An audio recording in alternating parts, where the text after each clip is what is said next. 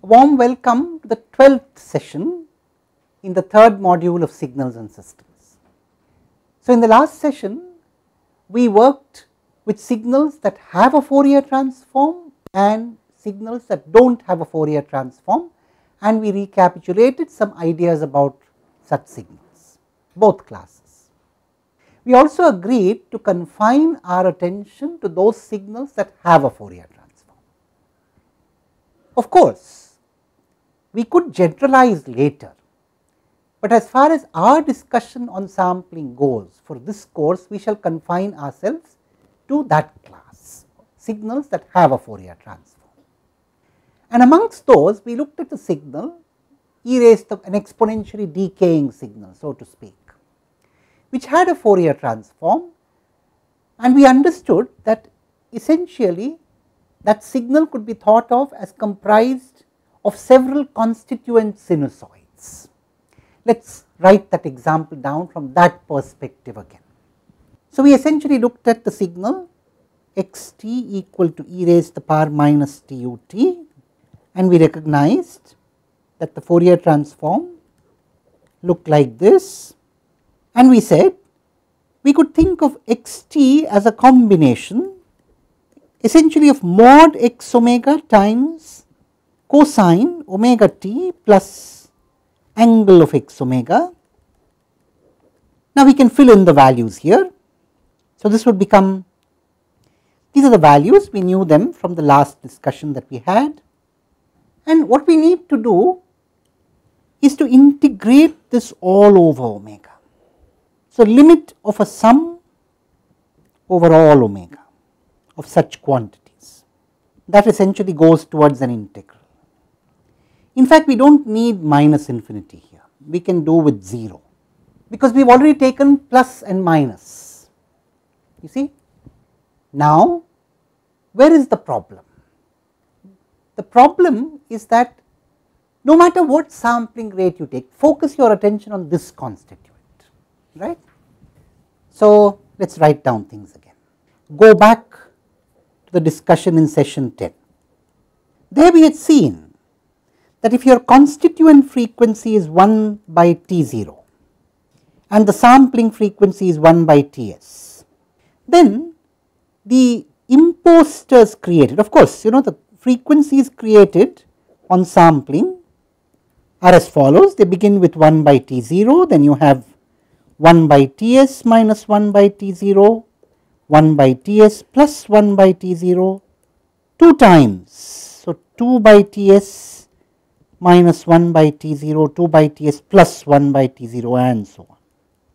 And of course, the first difficulty comes from here. So, these two can clash first, and therefore, we saw there that you needed to have 1 by Ts minus 1 by T0 greater, strictly greater than 1 by T0, which meant that the smallest 1 by Ts that you could use should be greater than 2 by T0. Now, go back to the signal that we are discussing now. Firstly, when I have a combination of sinusoids, can I generalize this constituent rule? So, for that we have to ask a basic question about sampling. Is sampling a linear operation? Let us ask that question first. Well, the answer is yes, of course. What is sampling? The proof is very simple. What is sampling after all? Sampling means multiplying, I am talking about ideal sampling. Sampling ideally means multiplying the signal by a uniform train of impulses. How does that train look? There is an impulse at 0, there is an impulse at Ts, and you can continue this at every multiple of Ts. Let us call this uniform train of impulses Pt. So, essentially sampling of xt means multiplication of xt by pt, so simple. And therefore, if x1t is sampled, of course, we are talking about the same sampling rate, sampled at a rate 1 by Ts, is essentially x1t times pt. Similarly, x2t sampled at 1 by Ts is the product of x2t and pt. And now take any linear combination, it is very simple. So, any linear combination alpha times x1t plus beta times x2t sampled, of course, this in the same way sampled at 1 by Ts is essentially the same signal multiplied by Pt, which can be expanded. So, in fact, we have proved the result here. What have we proved? We have proved that by sampling the linear combination, it is equivalent to the same linear combination of the samples. So, therefore, a linear operation. Sampling is a linear operation. That is good to see, because now we can draw a conclusion about the imposters that get created when you have many constituents. If I add up many constituents and sample them, it is the same as first sampling each of the constituents and then adding up the sampled versions. Sampling any one of the constituents, I am going to create these imposters, 1 by T0, 1 by Ts minus 1 by T0, 1 by Ts plus 1 by T0 and so on, and for every T0 this is going to happen. So, when I put these different T0s together, all these imposters are going to get created. What does linearity assure me?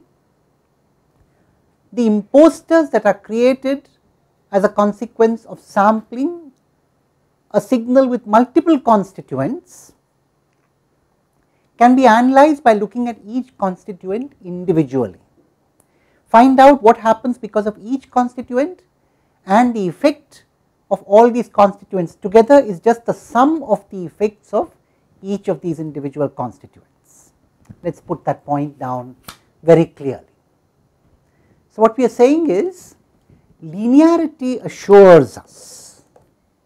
So, the effect of sampling a signal with multiple constituents is essentially the linear combination, or you can even say sum, because you are just summing the multiple constituents, sum of the effects. So, for example, if you have a 1 by T01 and a 1 by T02 and a sampling rate, so constituents are these, I am talking about the constituent frequencies, and the sampling rate is 1 by Ts, then the imposters, as we might call them, are as follows: 1 by Ts minus 1 by T01, 1 by Ts minus 1 by T02, 1 by Ts plus 1 by T01 and so on. A combination of all these imposters. So, now we can ask a basic question. What is the one thing that you need so that you are in a position to distinguish the imposters from the constituents? You have agreed the signal has a Fourier transform, but given that it has a Fourier transform, is it possible to still keep the imposters distinguished from the constituents for all such signals? Obviously, the answer is no. In fact, we can answer that question very simply. Only as long as the sampling frequency 1 by Ts is strictly greater than 2 times 1 by T0 can we make this distinction. And of course, if your sampling frequency is finite, it means that every constituent in your signal must have a finite constituent frequency, otherwise there is no question of being able to distinguish the imposters from the original. That is, the imposters may become smaller than the original in all other cases. So, what are we talking about? We are talking about a signal having an upper limit to its constituent signal frequencies. That is a very important conclusion. So, what we are saying is, unless a signal has an upper limit on its constituent frequencies, imposters would not be distinguishable. Imposters may become smaller in frequency. So, unless a signal has an upper limit on its constituent frequencies, the imposters may start having a frequency smaller than constituents after a point. That is 1 by Ts minus 1 by T0 may become smaller than 1 by T. So, we do not want that to happen. Otherwise, the situation is such that we would like to consider as constituents now all frequencies up to a certain value. So, we are going to allow, the only question is, can we allow up to infinite values or do we need to limit? The answer is very simple, of course we need to limit. Otherwise, we would need an infinite sampling rate to be able to deal with all these imposters. So, informally what have we concluded? Essentially we have said there must be an upper limit on the constituent frequency, and essentially what we call such a signal in the literature in signals and systems is a band limited signal. So, we are saying a signal must be band limited for it to be sampled without these imposters creating trouble. And the second thing is that the sampling must be adequate, whatever that means. Adequate in what sense? To take care of imposters. So, we have concluded this session essentially by noting that we need to have two things.